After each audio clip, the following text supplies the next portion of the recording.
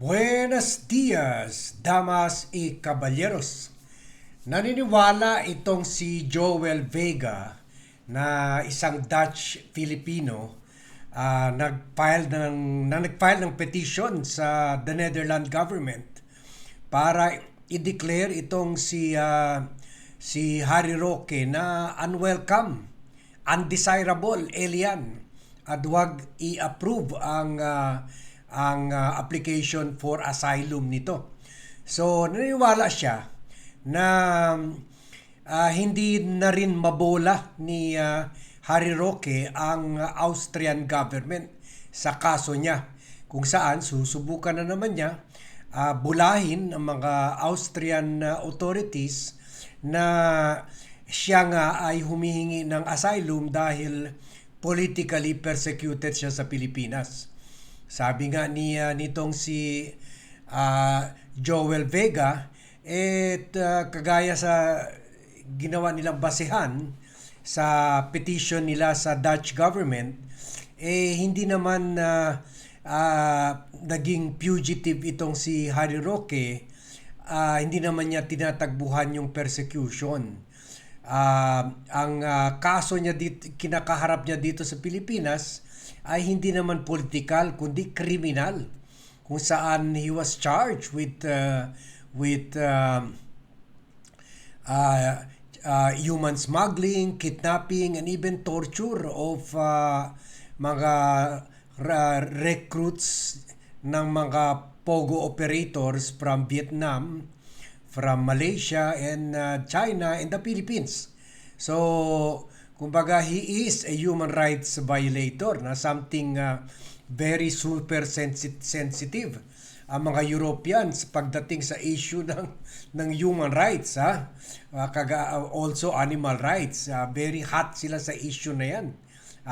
So, tingin nito ni Joel Vega, mabola niya also yung mga Austrian authorities at kagaya sa ginawa ng Dutch government, baka makikick out na rin siya dyan sa Austria. It's just a matter of time. So, kaya itong si Harry Roque ay gumagalaw na through his lawyers dito sa Pilipinas para ibalik yung passport na na-withdraw sa kanya. Kasi most likely ngayon wala na siyang passport. Most likely he was given a temporary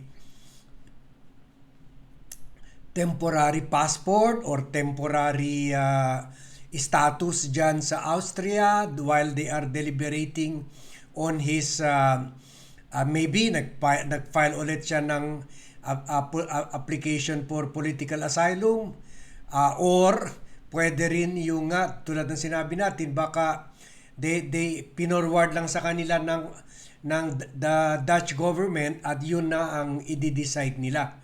Kasi meron naman rules sa European countries na kung saan from Dubai ata in-applyan ni Harry Roque yung visa niya sa Schengen visa galing sa Austrian embassy. Kaya ang Austria ang dapat mag-decide sa kaso niya. So, kumbaga, effectively, na-reject na rin yung political asylum niya sa Netherlands at itinapon na siya sa Austria. So, it is up for Austria, either kailangan ma-re-evaluate yung political asylum application niya or mag-file siya ng another political asylum. So, siguro, maybe that can buy him a few months, pero eventually madideport rin siya. Kaya ngayon, gumagalaw na. So, siya mismo siguro nakikita na medyo it's a lost cause na medyo bumalaps na siya na tumagal dyan sa Europa o dyan sa Austria. Kaya nag-file na ang mga lawyers niya dito ng motion for reconsideration.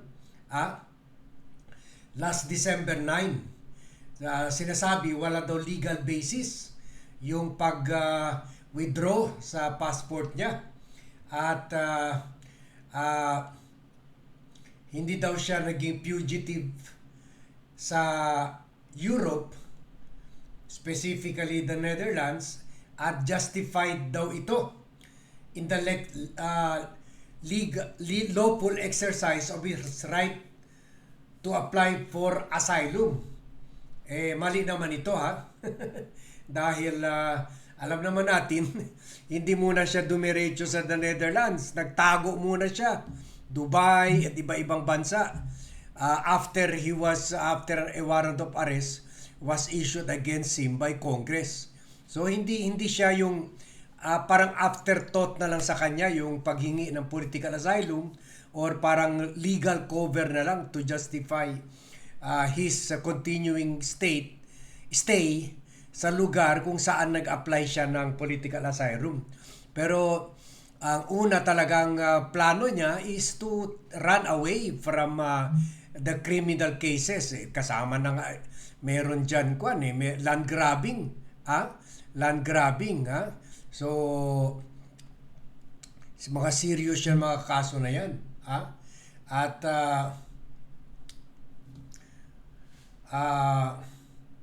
so yun ang action niya. Kaya in reaction dito sa bagong legal move sa Pilipinas, kung saan humingi siya ulit na i-reconsider yung pag-withdraw sa passport niya. Nag-react dito si Joel Vega na sabi niya ito daw hindi daw ang problema ni Harry Roque interpretation of law, kasi sabi ni Harry Roque ang problema ka interpretation of law kasi hindi naman siya nagtago, pumunta siya kaagad para mag-apply ng political asylum. Sabi niya, ang problema talaga ni Harry Roque ay lack of credibility. Actually, sa totoo lang, yung nakikita ko dyan sa pag-file niya mismo ng motion for reconsideration dito sa pagbawi ng passport niya, alam niya malapit na rin siya ma-deport. Kumbaga, kung ano man siguro may temporary whatever status na binigay sa kanya ng Austria,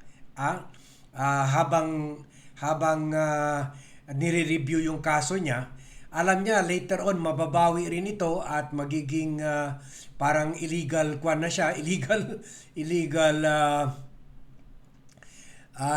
migrant na siya dyan.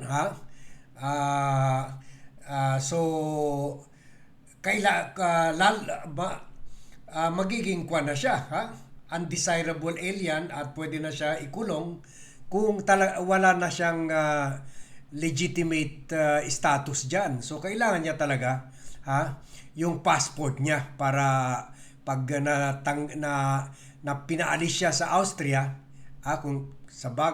kung wari sa tingin natin na hindi siya na deport sa Pilipinas at pinaalis na siya sa Austria, at least meron siya passport na magamit para bumalik siguro sa Dubai o anumang bansa o sa China na gusto niyang magtago na naman. Pero kung matanggal na ma-withdraw na yung anuman status binigay sa kanya na temporary lang man, siguro may temporary passport, kung natanggal na rin ito ng Austria, kahit hindi pa siya pinadeport, magiging na siya dyan, mag-TNT na lang siya, undocumented alien na siya dyan. So pwede siya ma-aresto anytime. At magiging baka pati sa Austria magiging fugitive na rin siya for being an undocumented alien. So kaya sabi nitong si Joel Vega, ang laki ng problema mo kasi kung hindi mo nabola yung nabudol-budol yung mga Dutch officials, lalo na diyan sa Austria, dahil wala na nga itong kredibilidad si Harry Roque. Sabi niya, hindi ka naman umalis dahil gusto mo lang mag-apply ng asylum. Umalis ka in October 2024 dahil sa mga kaso mo. Lalo na yung human smuggling case na dito nga sa atin non-bailable yan eh. Yan ang kaso ni Pastor Apollo Kibuloy. At sabi niya hindi ka naman nagtago dahil pine-persecute ka. In fact, may kwan ka pa nga, may support ka pa nga ng second highest official of the land na si Vice President Sara Duterte na ang nagturo sa iyo para maghingi ng political asylum. So sabi niya, so diyan ka na naman sa Austria na sinusubukan bulahin yung mga Austrian official. Sabi niya, anong gagawin mo? Mag-apply ka ng bagong asylum or reapply? Kasi yun nga, na-reject na siya sa the Netherlands. So sabi niya, wala na. Your days are numbered dyan sa Austria. At pretty soon, either ma-kick out na rin ka rin dyan sa Austria or better yet siguro ay ma-deport na siya back sa Pilipinas kasi wala na nga siyang passport eh.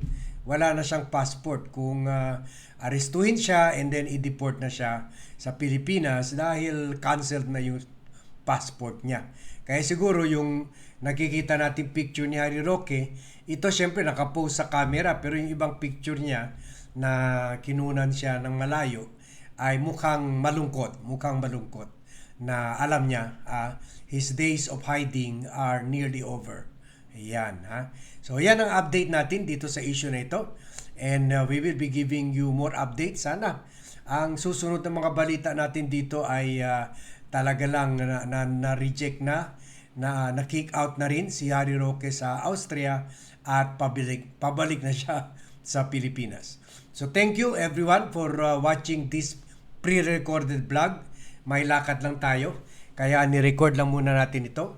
Thank you very much everyone for joining me in this vlog and see you in my next vlog.